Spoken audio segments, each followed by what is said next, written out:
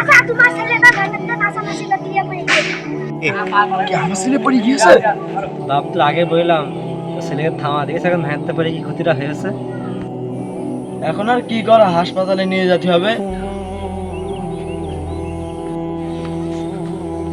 দাঁড়ান, আপনি কোথায় যাচ্ছেন? আপনার সন্তানকে হাসপাতালে নিয়ে যেতে? আপনার সন্তানকে হাসপাতালে নিয়ে গিয়েছে।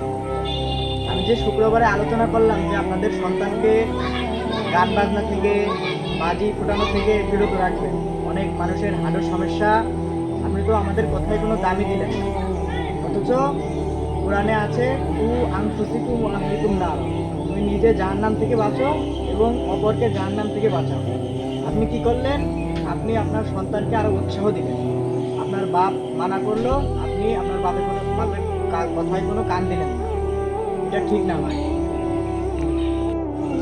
হুজুর আমার ভুল হয়ে গিয়েছে, আমি তো আর বুঝতে পারিনি। ছেলে বেলে গাড়িতে শয়তানি করতে করতে হয়তো ঢাকা ঢোকা মেরে এগুলো ফেলে দিয়েছে।